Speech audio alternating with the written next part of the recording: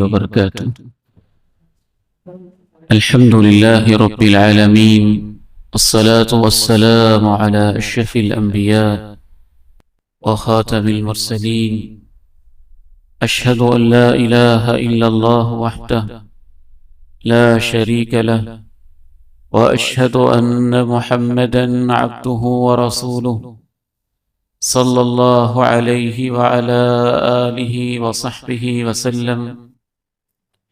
اللهم صل على محمد وعلى آل محمد كما صليت على إبراهيم وعلى آل إبراهيم إنك حميد مجيد. اللهم بارك على محمد وعلى آل محمد كما باركت على إبراهيم وعلى آل إبراهيم إنك حميد مجيد. رب اشرح لي صدري ويسر لي أمري واحلل عقدة من لساني يفقه قولي. اللهم آت نفسي تقواها وزكها فأنت خير من زكاها أنت وليها ومولاها. أما بعد، فإن خير الحديث كتاب الله، وخير الهدي هدي محمد صلى الله عليه وسلم، وشر الأمور محدثاتها، وكل محدثة بدعة، وكل بدعة ضلالة، وكل ضلالة في النار. أعوذ بالله السميع العليم من الشيطان الرجيم، من همزه ونفخه ونفثه. بسم الله الرحمن الرحيم. أفتؤمنون ببعض الكتاب وتكفرون ببعض، فما جزاء من يفعل ذلك منكم إلا خزي في الحياة الدنيا، ويوم القيامة يردون إلى أشد العذاب، وما الله بغافل عما تعملون.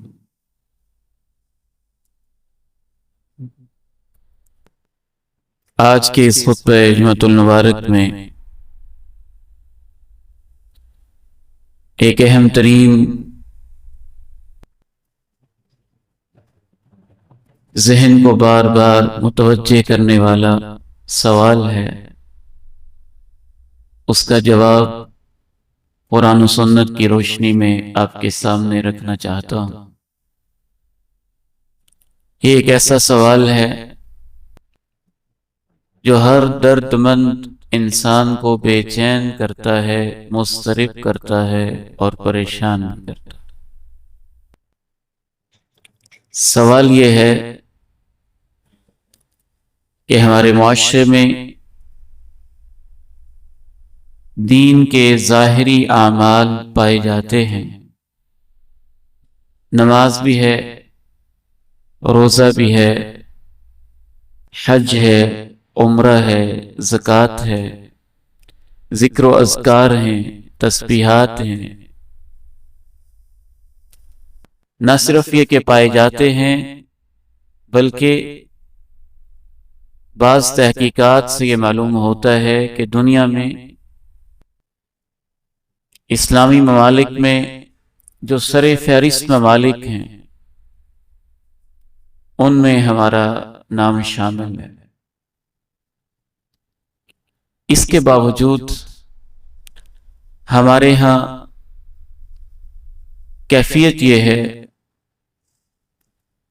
کہ اگر زندگی میں کوئی پریشانی آ جائے تو ہمیں اپنے معاشرے کے کسی شخص کے اوپر بھی اعتماد یا ٹرسٹ نہیں ہوتا۔ کیفیت ایسی ہے کہ وہی شخص جو بہت اچھا نمازی ہے اور بڑا صالح اور دیندار ہے، عدالت میں کھڑے ہو کے جھوٹی گواہی دینا اس کے بائیں ہاتھ کا کھیل ہے۔ وہی شخص جو ہمیں لگتا ہے کہ بہت صالح ہے اور اچھا انسان ہے، جب کبھی اس کے معاملات میں واسطہ پڑ جائے تو یوں لگتا ہے کہ اس سے بڑا تو دھوکہ باز تھا ہی کوئی نہیں۔ اس متضاد رویے کی وجہ کیا ہے؟ ہمارے ساتھ یہ مسئلہ کیوں ہے؟ ہمیں یہ پریشانی کیوں لاحق ہے؟ اس کی سب سے پہلی اہم ترین اور ایک بنیادی ترین وجہ یہ ہے کہ دین کے کچھ معاملات وہ ہوتے ہیں جن کا ہمارے ظاہر سے تعلق ہے، اور کچھ وہ معاملات ہوتے ہیں جن کا ہمارے باطن اور ہمارے دل کے ساتھ تعلق ہے۔ یہ دونوں ہی اہم ہیں، ہمارے نزدیک دونوں ہی اہم، بالکل ایسے ہی جیسے ہماری زندگی کے لیے ہمارا وجود بھی اہم ہے اور ہماری روح بھی اہم ہے۔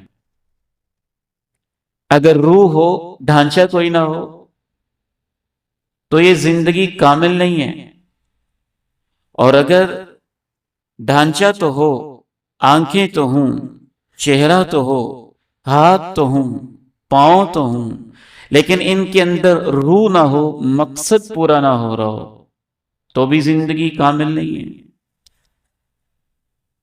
زندگی تب مکمل ہے کہ فزیکلی جیسے ہمارا وجود ہے، یہ نعمت بھی ہمارے پاس ہو اور اس کے اندر روح بھی موجود ہو۔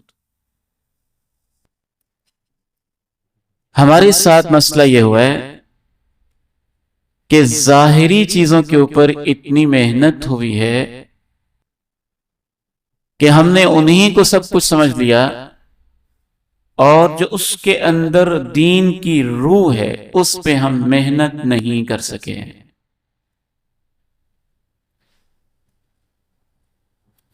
دل میں اللہ کا خوف، اللہ کی محبت، اخلاص، آخرت کا ڈر، قبر کی فکر،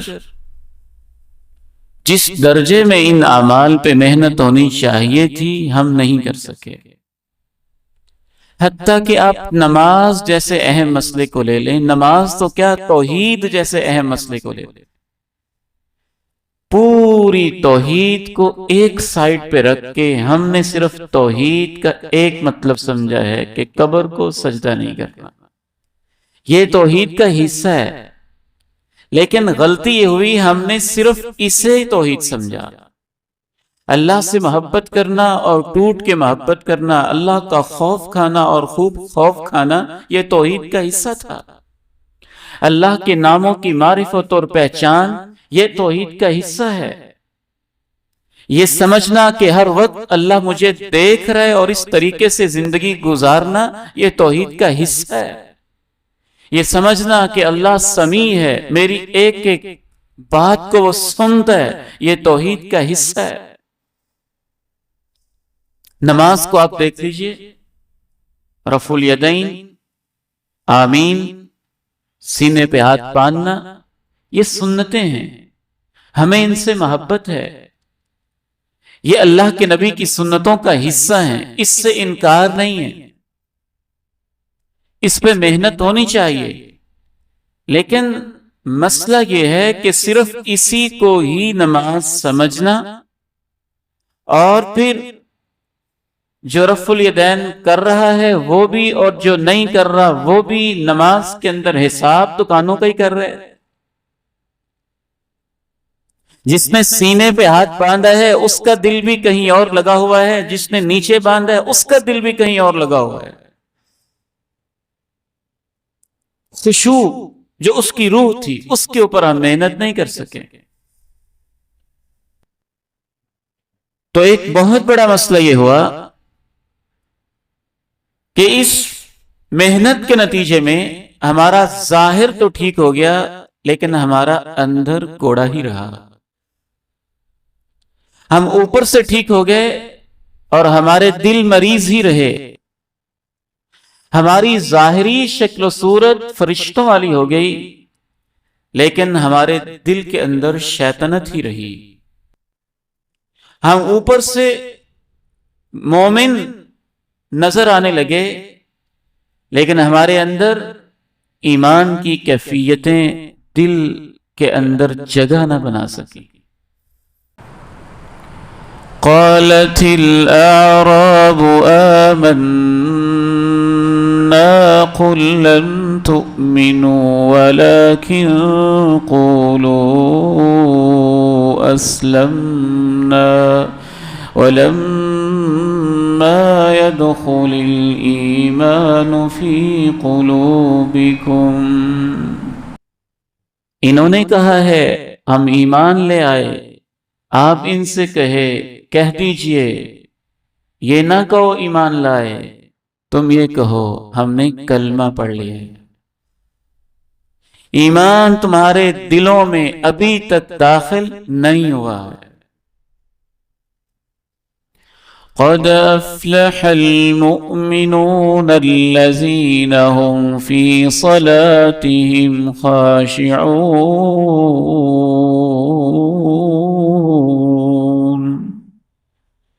وہ ایمان والے کامیاب ہوئے ہیں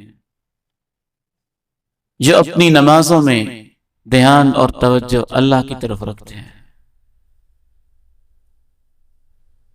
بنی اسرائیل کے ساتھ بھی یہی مسئلہ ہوا تھا، اور ان کو سمجھانے کے لیے جناب عیسیٰ علیہ السلام نے ان کو ایک پہاڑی پہ اکٹھا کیا، اور اکٹھا کرنے کے بعد ان کو ایک وعظ کیا۔ وہ وعظ آج بھی بائبل میں لکھا ہوا ہے، اور اس وعظ کے اندر جناب عیسیٰ علیہ السلام نے جو الفاظ کہے تھے، حقیقت یہ ہے یوں لگتا ہے جیسے وہ ہمارے بارے میں۔ انہوں نے کہا تمہاری مثال ان قبروں کی طرح ہے جن کے اندر مردوں کے ڈھانچے ہیں، بکھری ہوئی ہڈیاں ہیں، لیکن ان قبروں کے اوپر سفیدی کی ہوئی ہے اور خوبصورت رنگ کیا ہوا ہے۔ دیکھنے والے کو اس سفیدی اور رنگ سے یہ لگتا ہے کہ پتہ نہیں کتنی خوبصورت شخصیت اس کے اندر ہے، لیکن اندر تو مردہ اور ڈھانچہ ہے۔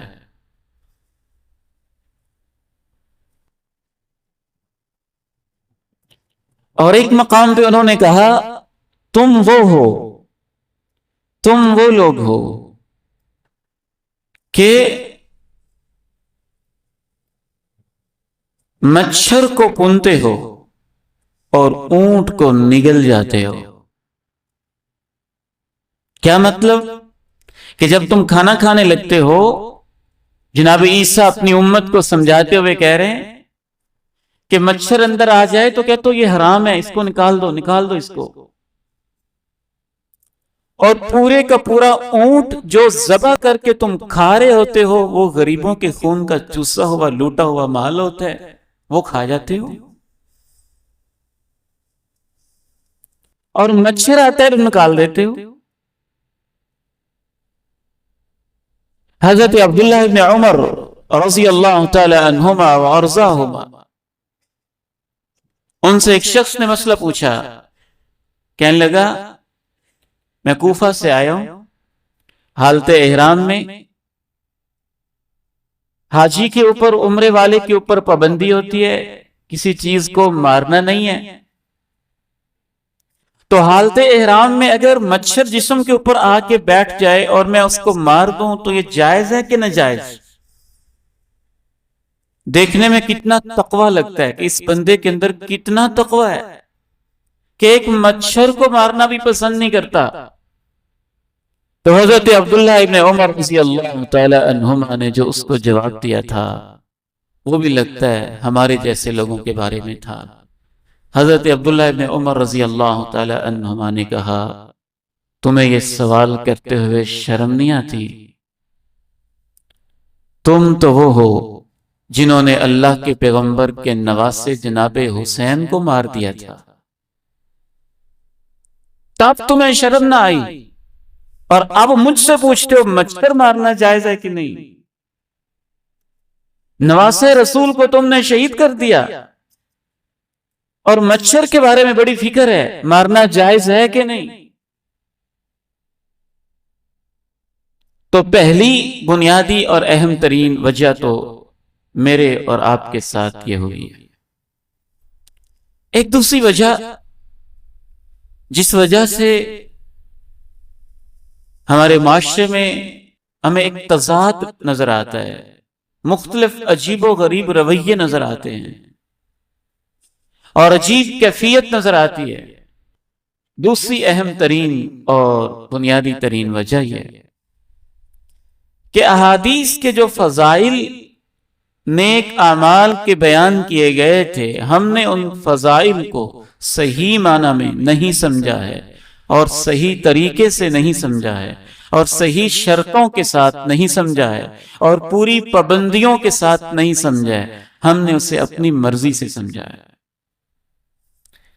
ہم نے یہ یاد رکھا کہ لیلۃ القدر جو جاگ لیتا ہے، قیام کر لیتا ہے، اس کی زندگی کے سابقہ گناہ معاف ہو جاتے ہیں، اور تسلیم ہے کہ یہ حدیث ہے، جو رمضان کے روزے رکھتے ہیں اس کی زندگی کے گناہ معاف ہو جاتے ہیں، تسلیم ہے کہ یہ حدیث ہے، جو حج کر لیتا ہے مبرور، اس کا صلہ تو اس کے علاوہ ہوتا ہی نہیں کہ اللہ اس کو جنت دیتا ہے، جو حج کر لیتا ہے یوں ہو جاتا ہے جیسے ماں کے پیٹ سے آج پیدا ہوا ہے اور اس کے کھاتے میں کوئی گناہ ہے ہی نہیں۔ یہ ساری سچی حدیثیں ہیں، اللہ کے پیغمبر کی باتیں ہیں، ہمارا ان کے اوپر ایمان ہے، لیکن اس کا مطلب کیا ہے وہ ہم نے اپنی مرضی سے سمجھا ہے۔ ہم نے اس کا مطلب یہ لیا ہے کہ فجر کی نماز میں نے پڑھ لی تو رات کی غلطیاں معاف ہو گئیں، اب میں دکان کھولوں گا، جھوٹ بھی بولوں گا، فراڈ بھی کروں گا، دھوکے بھی دوں گا، چوری کی بجلی بھی استعمال کروں گا، جو کچھ ہو سکتا ہے کروں گا، اور جب میں ظہر کی نماز پڑھوں گا تو میرے سارے گناہ ظہر کی 4 رکعتوں سے معاف ہو جائیں گے۔ ظہر کے بعد میں پھر وہی کام کروں گا، اور پھر میں جب عصر کی نماز پڑھوں گا تو وہ معاف ہو جائیں گے، عصر کے بعد میں پھر اسی ڈگر پہ چلوں گا، اور جب مغرب کی پڑھوں گا تو وہ معاف ہو جائیں گے۔ میں ویسے کا ویسا ہی رہوں گا اور نمازوں کے ساتھ میرے گناہ معاف ہوتے جائیں گے۔ بلکہ بڑی معذرت کے ساتھ مجھے تو وہ شخص کبھی بھولتا نہیں ہے جس کو ایک دفعہ سمجھانے کی کوشش کی، کسی غریب کی زمین پہ اس نے ناجائز قبضہ کیا، اس کو سمجھایا تو اس کا جواب یہ تھا کہ آپ خود ہی بیان کرتے ہیں کہ عمرے سے گناہ معاف ہو جاتے ہیں، اور میں تو ہر سال عمرے پہ جاتا ہوں، جو کیے ہیں وہ معاف ہو گئے، تو اگلے سال میں نے پھر جانا ہے۔ بلکہ لوگوں نے ان احادیث کا اتنا غلط تصور اور اتنا غلط مطلب اپنی طرف سے بنایا ہوا ہے کہ ایک شخص نے اپنی بیوی کو 5 6 7 10 دفعہ سے زیادہ طلاقیں دی ہوئی، اور اس نے اسے اپنے گھر میں رکھا ہوا۔ میرے ساتھ بات کرنے لگا تو باتوں باتوں میں مجھے سمجھ آئی کہ اس کا یہ مسئلہ ہے۔ میں نے کہا اچھا آپ 10 طلاقیں دے کے بھی اپنی بیوی کو آپ نے گھر میں رکھا ہوا ہے؟ جی ہاں رکھا ہوا ہے۔ کہ کیا مطلب؟ تیسری طلاق تو آخری ہوتی ہے اور اس کے بعد رکھنا جائز نہیں ہوتا، جدائی ہو جاتی ہے۔ کہنے لگا آپ خود ہی تو بیان کرتے ہیں کہ استغفار سے گناہ معاف ہو جاتے ہیں، تو میں جب طلاق دیتا تھا اللہ سے معافی مانگ لیتا تھا تو وہ طلاق تو ختم ہو جاتی تھی۔ یہ ایک شہر کے آدمی نے جو بظاہر پڑھا لکھا محسوس ہوتا تھا میرے سامنے یہ بات، میں نے اس کو پھر سمجھایا، وہ اتنا ضدی کہتا نہیں معاف ہو جاتی تھی، تو میں معافی مانگ لیتا تھا وہ معاف ہو جاتی تھی، میں پھر معافی مانگ لیتا تھا وہ پھر معاف ہو جاتی۔ نبئ عبادی انی انا الغفور الرحیم وان عذابی هو العذاب الالیم۔ میرے بندوں کو یہ اہم بات بتاؤ، کوئی شک نہیں ہے میں بہت معاف کرنے والا، رحم کرنے والا ہوں، اور یہ بھی بتاؤ کہ میری پکڑ اور میرا عذاب دردناک ہوتا ہے۔ وَإِنِّي لَغَفَّارٌ لِمَن تَابَ، میں معاف کر دیتا ہوں اس کو جو توبہ کر جائے اور اپنے آپ کو بدل لے۔ سوال یہ ہے، اور اس بات کو اچھی طرح سے سمجھ لیجئے، مایوس کرنے والی بات نہیں، لیکن حقیقت چھپانا بھی کوئی حکمت اور دانش مندی نہیں ہے۔ ہر بندے کی نماز اس قابل نہیں ہوتی ہے کہ اس سے گناہ معاف ہو جائیں۔ وہ کوئی خاص نیک بندے ہوتے ہیں جن کی نماز اس لیول پہ پہنچتی ہے کہ گناہ معاف ہو جائیں۔ ہماری تو پتہ نہیں قبول بھی ہوتی ہے کہ نہیں۔ دیکھیں، بچے میٹرک کے امتحان میں کمرہ ہال کے اندر بیٹھے تو سارے بچے جو بیٹھے تھے کیا سارے ہی پاس ہو جاتے ہیں؟ کوئی پاس ہوتے ہیں، کوئی فیل ہوتے ہیں، کوئی 30 لیتے ہیں، کوئی 40، کوئی 50، کوئی 70، کوئی 80، کوئی 90، اور کچھ وہ بھی ہوتے ہیں کہ کمرہ امتحان کے اندر چیٹنگ کرتے ہیں اور ان کے اوپر کیس بن جاتا ہے کہ آئندہ 3 سال کے لیے تم امتحان دینے کے اہل نہیں ہو۔ نماز کا معاملہ بھی اس سے ملتا جلتا ہی ہوتا ہے۔ ہم نماز پڑھنے آتے ہیں، کسی کی نماز تو اتنی قبول ہوتی ہے کہ اس کی 2 رکعتوں سے ہی جنت واجب ہو جاتی ہے اور گناہ معاف ہو جاتے ہیں، اور کسی کی نماز ایسی مردود ہوتی ہے کہ اس کے سر سے اوپر اٹھتی نہیں۔ تو یہ سمجھ لینا کہ میری نماز وہ نماز ہے کہ اس سے میرے سارے گناہ معاف ہو گئے ہیں، یہ آپ کو کس نے سرٹیفکیٹ دیا ہے؟ یہ سمجھ لینا کہ میرا عمرہ وہ عمرہ ہے اور میرا حج وہ حج ہے کہ اس سے میرے سارے گناہ معاف ہو گئے ہیں، یہ کس نے سرٹیفکیٹ دیا ہے؟ اللہ کے پیغمبر نے تو یہ بتایا ہے۔ اس سے معلوم ہوتا ہے آپ کی حدیث سے، کچھ حج اور عمرہ کرنے والے ایسے بھی ہوتے ہیں کہ بیت اللہ میں پہنچ کے جب وہ لبیک اللہم لبیک کہتے ہیں اور دعائیں کرتے ہیں تو اللہ کی طرف سے جواب آتا ہے، میں تیری قبول کروں یا ان مظلوموں کی جن کا تو خون چوس کے آیا ہے؟ لا لبیک، تیری حاضری مجھے قبول نہیں ہے۔ وَمَطْعَمُهُ حَرَامٌ وَمَشْرَبُهُ حَرَامٌ وَمَلْبَسُهُ حَرَامٌ، اس کا کھانا، اس کا پینا، اس کا لباس، وَغُذِيَ بِالْحَرَامِ، اس کی غذا، اس کا کھانا حرام کا ہے، میں اس کی دعا کیسے قبول کروں؟ آپ کو کس نے سرٹیفکیٹ دیا ہے کہ یہ رمضان واقعتاً اس سے سابقہ سارے گناہ معاف ہو گئے ہیں؟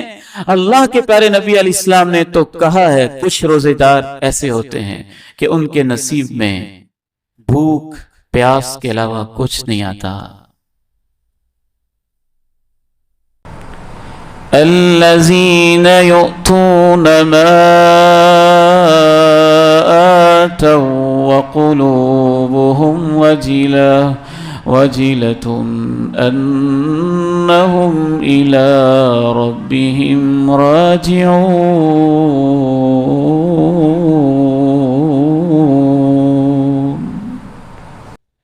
اہل ایمان کی علامت اللہ یہ بیان نہیں کرتا کہ وہ 1,00,000 کے سودی پیسے میں سے 2,000 مسجد کو چندہ دے کے پھر وہ یہ سمجھتے ہوں کہ اچھا وہ ہمارے باقی سارے پیسے اب پاک ہو گئے ہیں۔ نہیں، اہل ایمان کی علامت اللہ یہ بیان کرتا ہے کہ رزق حلال میں سے میری راہ میں خرچ کر کے وہ ڈرتے ہیں تو بڑا بادشاہ ہے، اللہ قبول کر لینا۔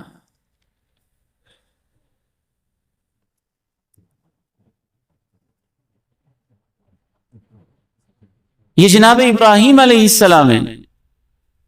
اللہ نے بتایا ہے یہاں مسجد بناؤ، اللہ نے بتایا ہے ایسے بناؤ، اللہ نے بتایا ہے اتنے ایریے میں بناؤ، اللہ کی نگرانی میں بنا رہے ہیں. اور بنانے کے بعد پھر یہ نہیں کہتے کہ اچھا اب میرے لیے سب کچھ جائز ہو گیا ہے. بنانے کے بعد کیا کہتے ہیں؟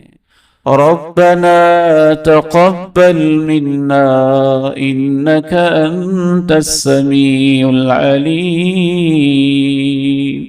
اے ہمارے رب تو قبول کر لینا، تو بہت سننے والا ہے، تو بہت جاننے والا ہے. تو یہ بھی ایک دوسری اہم ترین وجہ ہے. اور پھر ہم نے اس حدیث کو، ان احادیث کو سمجھا ہی نہیں. بہت سارے اہل علم کے نزدیک نماز سے گناہ معاف ہوتے ہیں، یقیناً ہوتے ہیں. وضو سے گناہ معاف ہوتے ہیں، روزے سے گناہ معاف ہوتے ہیں، عمرے سے گناہ معاف ہوتے ہیں. لیکن کب ہوتے ہیں؟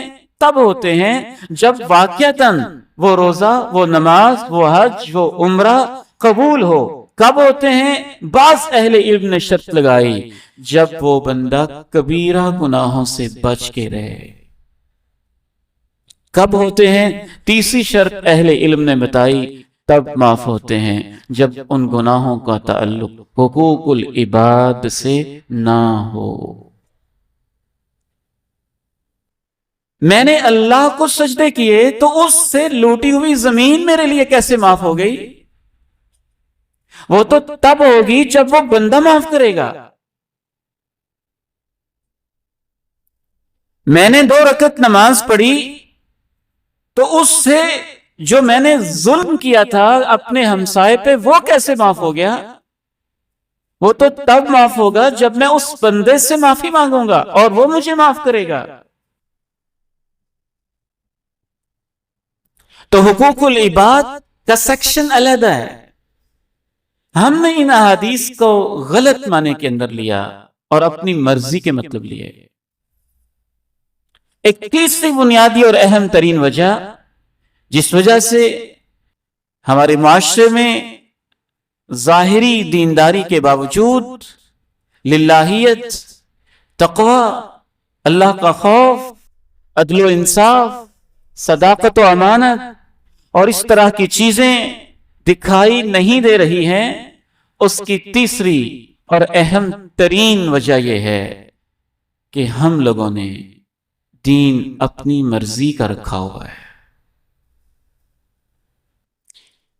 جس میں فائدہ نظر آتا ہو دین کے اس حصے پہ عمل کرتے ہیں، اور جہاں دین پہ عمل کرنے کی وجہ سے کوئی قربانی دینی پڑتی ہو وہ ہم کہتے ہیں وہ دے، میں کیوں دوں. یہ ہماری چلن ہے. ہمیشہ عالم دین کے پاس وہ بندہ آتا ہے جس کو حق مل رہا ہوتا ہے اور وہ کہتا ہے اس موضوع پہ جمعہ پڑھائے نا، اس موضوع پہ آیتیں سنائیں، اس موضوع پہ حدیثیں سنائیں. اور وہ جس نے حق دینا ہوتا ہے وہ کہتا ہے یہ آیتیں کسی اور کو سنائیں، ہم نے بڑی سنی ہوئی. گویا ہم وہ آیت سننا چاہتے ہیں جو ہمیں فائدہ دے، ہم وہ حدیث سننا چاہتے ہیں جس سے ہمارے حصے میں کوئی چیز آئے، ہم اللہ کے نبی کا وہ حکم سننا چاہتے ہیں جس سے ہماری دنیا بچ جائے، آخرت جاتی ہے جائے.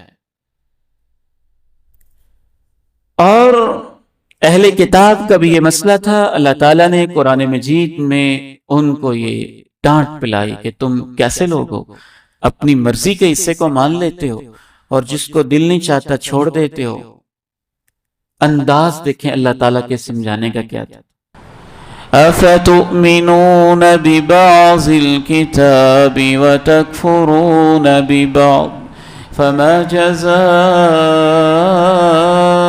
مَنْ يَفْعَلُ ذَلِكَ مِنْكُمْ إِلَّا خِزْيٌ فِي الْحَيَاةِ الدُّنْيَا وَيَوْمَ الْقِيَامَةِ يُرَدُّونَ إِلَى أَشَدِّ الْعَذَابِ وَمَا اللَّهُ بِغَافِلٍ عَمَّا تَعْمَلُونَ. کیا تم میرے کچھ حکموں کو مانتے ہو اور کچھ کا انکار کر دیتے ہو؟ جو ایسے کرتا ہے اس کی جزا اس کے علاوہ کیا ہے کہ دنیا میں رسوا ہوگا اور قیامت کے دن بدترین عذاب کی طرف ان کو لٹایا جائے گا۔ اللہ کو سب پتہ ہے جو کچھ تم کر رہے ہو۔ ایک چوتھی وجہ وہ یہ ہے کہ ہم اسی پہ نہیں رکتے، جب تک ہمیں اپنا مفاد نہ ملے اس وقت تک ہم مسئلہ پوچھتے ہی رہتے ہیں، پوچھتے ہی رہتے ہیں، پوچھتے ہی رہتے ہیں۔ ایک عالم سے پوچھتے ہیں وراثت کا یہ مسئلہ کیسے ہے، وہ بتاتا ہے بھائیوں کا اتنا حق ہے، بہنوں کا اتنا حق ہے، بیوہ کا اتنا حق ہے، فلاں کا اتنا حق ہے۔ ہمیں لگتا ہے کہ نہیں، ہمیں پورا حصہ نہیں مل رہا، دوسرے کے پاس چلے جاتے ہیں۔ اچھا یہ وراثت کا مسئلہ کیسے ہے، پھر بھی ہمارا مطلب پورا نہیں ہوتا، پھر ہم تیسرے کے پاس چلے جاتے ہیں، پھر بھی مطلب پورا نہیں ہوتا تو چوتھے کے پاس چلے جاتے ہیں، گھومتے رہتے ہیں، گھومتے رہتے ہیں۔ کوئی تو ایسا بیچارہ جاہل مل ہی جاتا ہے جو ہماری مرضی کا مسئلہ بتا دیتا ہے، کہتے ہیں بس یہ ٹھیک ہے۔ شریعت میں اس کو ہیلا کہا جاتا ہے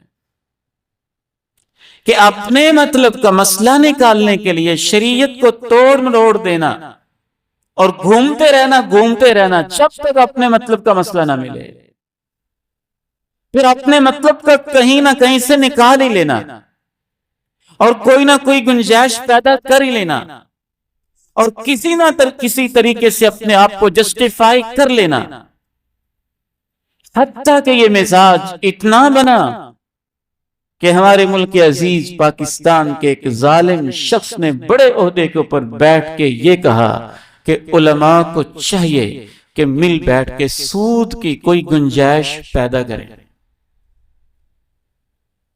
آئی ایم ایف تو نہیں مانتا، انٹرنیشنل بینکنگ سسٹم نہیں مانتا، امریکہ نہیں مانتا، تو ان کو چاہیے کوئی ایسا مسئلہ نکالیں کہ سود ویسے ہی جائز ہو جائے، اور پھر ہر کسی کو کوئی نہ کوئی ایسا مل ہی جاتا ہے جو اس کی مرضی کا مسئلہ بتا دیتا ہے۔ یہودیوں کا یہ مسئلہ تھا، ان کو بھی یہ پرابلم تھی۔ اللہ تعالیٰ نے ان سے کہا جمعے والے دن میری عبادت کرنی ہے۔ جمعے والے دن کی کوئی منڈی تھی، مارکیٹ تھی، کوئی مجبوری تھی، کوئی مسئلہ تھا، پہلا کام انہوں نے یہ کیا کہ جمعے کی بجائے انہوں نے کہا ہم عبادت ہی کرنی ہے نا، جمعے والے دن کی بجائے ہم ہفتے والے دن کیا کریں۔ تو دن بدل دیا، دین ہی آگے پیچھے کر دیا۔ اللہ نے کہا چلو ٹھیک ہے ہفتے کو کر لو، لیکن اب اگر ہفتے کو کرنی ہے تو اس کے اندر پھر تم نے عبادت ہی کرنی ہے، مچھلیاں نہیں پکڑنی ہیں، جال نہیں لگانے ہیں۔ اور امتحان ایسا ہوا کہ مچھلیاں ہفتے والے دن یوں منہ باہر نکالتی، اچھل اچھل کے آتی، کود کود کے آتی۔ تو ان میں سے ظاہر ہے انہوں نے بھی کچھ پوچھا ہوگا کسی نیک بندے سے کہ اگر ہم ہفتے والے دن جا کے جال لگا لیں اور پکڑے نہ اور اتوار کو پکڑ لیں تو جائز ہے کہ نہیں؟ ایک اللہ کے نیک عالم نے کہا ہوگا جائز نہیں ہے، پھر کسی اور سے پوچھا ہوگا، پھر کسی اور سے پوچھا ہوگا، حتیٰ کہ ان کو ایسے مولوی صاحب مل گئے ہوں گے جن کا جائز ہے، جائز ہے، ہفتے والے دن پکڑنا منع ہے نا، تو تم ہفتے والے دن پکڑ تو نہیں رہے، تم تو اتوار کو ہی پکڑ رہے ہو، ہفتے والے دن تو صرف جال ہی لگا رہے ہو۔ تو ہفتے والے دن منہ کھولتے، حوض بنا دیتے، مچھلی آ جاتی، پکڑتے نا، اگلے دن جا کے پکڑ لیتے۔ تو اس کے اوپر پھر اللہ کا عذاب کیسا آیا؟ وہ اللہ کے قرآن کے الفاظ پڑھیں تو انسان کے رونگٹے کھڑے ہو جاتے ہیں۔ وَلَقَدْ عَلِمْتُمُ الَّذِينَ اعْتَدَوْا مِنْكُمْ فِي السَّبْتِ فَقُلْنَا لَهُمْ كُونُوا قِرَدَةً خَاسِئِينَ۔ تم جان چکے ہو ان لوگوں کو جو ہفتے والے دن کے معاملے میں زیادتی کرتے تھے، تو ہم نے ان کو کہا تھا تم ذلیل و خوار بندر بن جاؤ۔ آخری بات عرض کر کے میں آپ سے اجازت چاہوں گا۔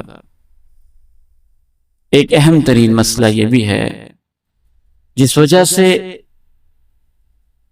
ہمارے ہاں دین کی برکات، دین کی روح اور ایک دوسرے کے ساتھ معاملات میں وہ کیفیت جو ہونی چاہیے تھی دکھائی نہیں دیتی۔ ایک پانچویں اہم ترین وجہ یہ ہے کہ ہم دین کے ساتھ جذباتی وابستگی رکھتے ہیں، شعوری وابستگی نہیں رکھتے ہیں۔ ایموشنلی ہم دین کے ساتھ ہیں، لیکن علمی طور پہ، شعوری طور پہ سمجھتے ہوئے، جانتے ہوئے، پہچان کے ہم نے دین کا علم سیکھا نہیں ہے، دین کو سمجھا نہیں ہے، اس کے تقاضوں کو سمجھا نہیں۔ اور ہمارے ان جذبات کو بڑی معذرت کے ساتھ، کوئی ناراض ہوتا ہے تو ہو جائے، ہر بندے نے غلط استعمال کیا ہے۔ اس نے دیکھا پاکستانی قوم یہاں دین بہت بکتا ہے تو سیاسیوں نے بھی ہمارے سودے کیے اور مذہبی لیڈروں نے بھی ہمارے سودے کیے، ہمارے جذبات کے ساتھ کھیلتے رہے، کبھی کسی مسئلے کے نام پہ اور کبھی کسی مسئلے کے نام پہ، اور سب نے ہمیں بہت بری طرح استعمال کیا، بہت بری طرح استعمال کیا۔ کسی نے کون سا نعرہ، کسی نے کون سا نعرہ، کسی نے کون سا نعرہ، اور ہمیں ہوش تب آئی جب 15-20 سال گزر گئے اور پیچھے مڑ کے دیکھا، اچھا یہ تو کہانی کوئی اور تھی، یہ تو ہمیں استعمال کر گئے۔ تو دین ایک علم کا تقاضا کرتا ہے کہ دین کو سمجھا جائے، دین کو جانا جائے، دین کو پہچانا جائے، قرآن سے سیکھا جائے، حدیث سے سیکھا جائے، علماء سے سیکھا جائے، سنت سے سیکھا جائے، تاریخ سے سبق سیکھے جائیں، اور کسی کو یہ موقع نہ دیا جائے کہ وہ ہمیں استعمال کر لے۔ ہماری اس جذباتی وابستگی کا یہ عالم ہے کہ سیالکوٹ کے اندر کاروباری مخالفت کی وجہ سے ایک شخص پہ الزام لگا دیا گیا کہ اس نے فلاں گستاخی کی ہے، اور اس شخص کو آگ لگائی گئی اور دین کو بدنام کیا گیا۔ آپ کی اس ادارے کے اندر اس عظیم مرکز سے حسد کرتے ہوئے آپ کو یاد ہوگا اس روڈ کے اوپر اپنی طرف سے بندہ بھیج کے اس نے قرآن مجید کے اوراق پھاڑے، اور پھر یہ اعلان کر دیا گیا کہ اس مدرسے کے طالب علموں نے قرآن کی توہین کی ہے، اور پھر وہی بدھو قوم اکٹھی ہوئی اور اس مدرسے کے اوپر حملے کرتے رہے، دروازے توڑتے رہے، طلبہ اندر تک بیٹھے رہے۔ چند سال پہلے کی بات ہے، بہت سو کو یہ یاد ہوگی۔ اور ہم کہتے رہے کہ جب قانون موجود ہے ہم اس کو قانون کے حوالے کر رہے ہیں۔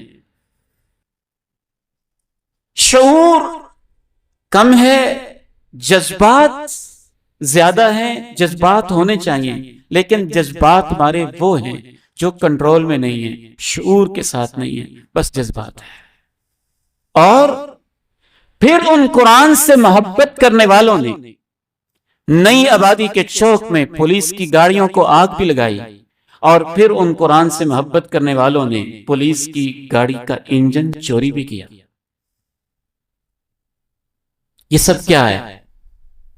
یہ بتاتا ہے کہ ہم اس دین کو کتنا سمجھتے ہیں، یہ بتاتا ہے ہمارے رویے کیا ہیں، یہ بتاتا ہے ہم کس چیز کو کہاں استعمال کرتے ہیں اور کس مقصد کے لیے کرتے ہیں۔ اس کے لیے ہمیں اپنوں نے بھی استعمال کیا، اور اس کے لیے ہمیں بیگانوں نے بھی استعمال کیا، اور اتنا استعمال کیا کہ اب تو ڈر لگتا ہے کہ یار جتنی دین کی سمجھ ہے نا، بیٹھ کے چپ کر کے عمل کرو، جتنا خود کر سکتے ہو کرو، اور خواہ مخواہ زیادہ جذبات اور پوری دنیا کو بدلنے کے عزائم بعد میں کرنا، پہلے اپنی سوسائٹی کی، اپنے گھر کی، اپنے آپ کی اصلاح تو کرو، اور اپنے اوپر تو دین نافذ کرو۔